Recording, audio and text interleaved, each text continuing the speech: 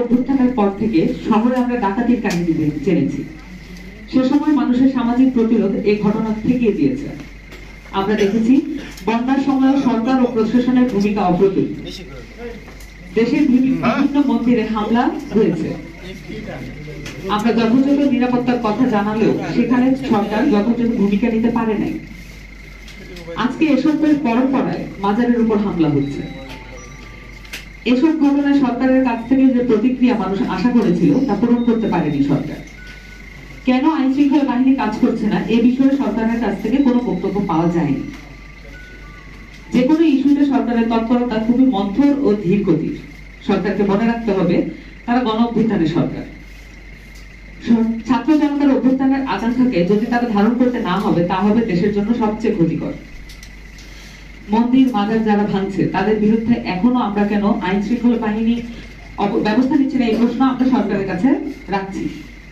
আমরা আশা করি সরকার অতি দ্রুত এসব রুখে দিতে ব্যবস্থা গ্রহণ করবে। তা না করতে পারলে সরকার এবং দেশ উভয়ই ক্ষতির কারণ হবে। একই সঙ্গে যারা এসব কাজে জড়িত তাদের উদ্দেশ্যে আমরা বলতে চাই, যারা এই কাজগুলো করছেন তারা দেশ ও গণ অভ্যুত্থানের শত্রু।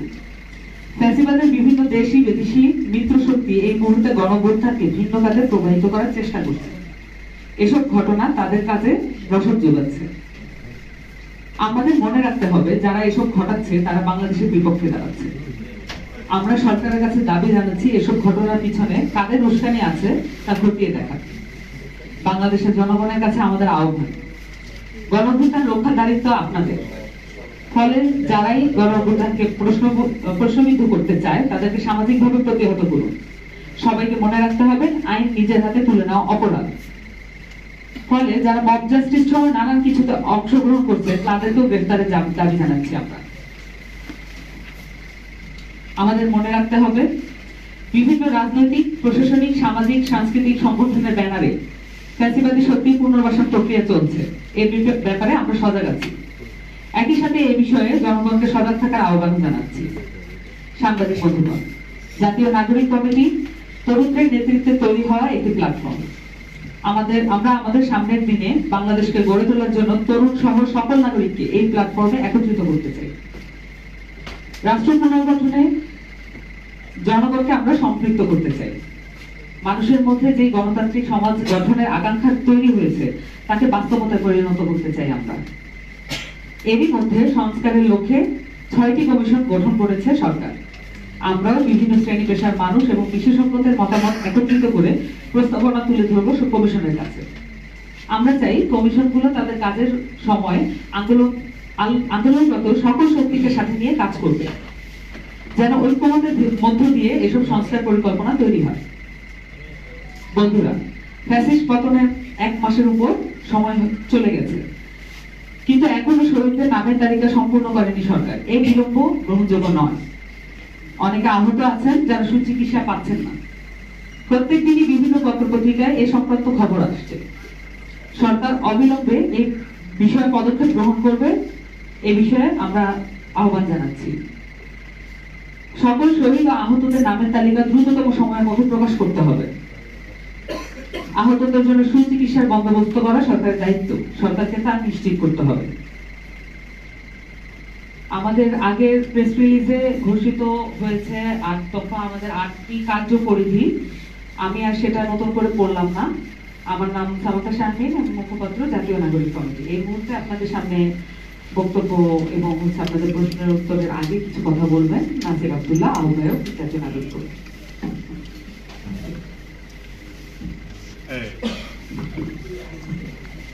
আসসালামু আলাইকুম।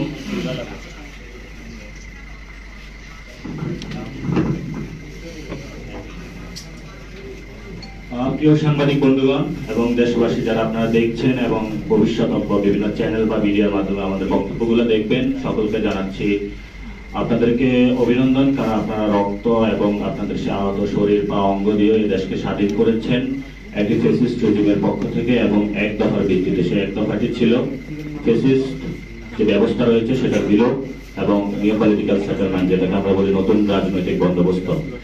এবং এটার জন্য আমরা যে খবর পাচ্ছি সেখানে 1000-এর উপরে শহীদ হয়েছেন এবং 30,000-এর উপরে বেশি হলো আহত হয়েছেন, সেটা কোনো কোনো গণনায় আমরা খবর পাচ্ছি সংখ্যাটা লাখের কাছাকাছি চলে যাবে।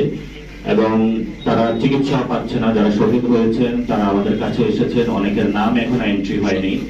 এই বাস্তবতার মধ্য দিয়ে আমরা কাজ করে যাচ্ছি এবং আপনাদের সামনে আজকে উপস্থিত হয়েছি যা অনেক বেদনা ভারাক্রান্ত মন নিয়ে।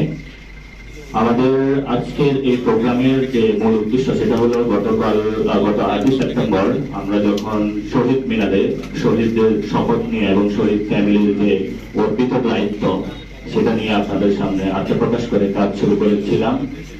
এর মধ্যে আমরা 55 জনের একটা কমিটি দিয়েছিলাম এবং আমরা বলেছিলাম একদম পাড়া মহল্লা পর্যন্ত সব জায়গায় আমরা কমিটি দিব। এবং আপনাদের এই বিষয়ে অনেক জিজ্ঞাসা রয়েছে, সেই জিজ্ঞাসাগুলোর জন্য আজকে আমরা এখানে উপস্থিত হয়েছি। আপনারা আমাদেরকে প্রশ্ন করবেন, আমরা একই সমাজে বসবাস করি। আমরা যারা এখানে আজকে নাগরিক কমিটির ব্যানারে বসেছি এবং যারা এখানে সাংবাদিক রয়েছেন, দেশবাসী রয়েছেন, আমাদের এই প্রফেশনালিজমের বাহিরেও আমাদের এক অভিন্ন পরিচয় রয়েছে, সেটা আমরা সবাই বাংলাদেশি মানুষ। আমাদের এখানে 1000 বছরের ইতিহাস রয়েছে যেখানে আমরা যুগ যুগ ধরে বসবাস করছি। একটি সম্প্রীতির বাংলাদেশের আকাঙ্ক্ষায় আমরা অনেকে রক্ত দিয়েছি, জীবন দিয়েছি, সেই 71 থেকে শুরু করে পূর্ব 47 দিয়েছি। কিন্তু আমাদের যে কাঙ্ক্ষিত সফলতা, কাঙ্ক্ষিত বাংলাদেশ বা কাঙ্ক্ষিত জীবন আমরা কখনো পাইনি, যা আমাদের অত্যন্ত বেদনা ভারাক্রান্ত করছে সবাইকে।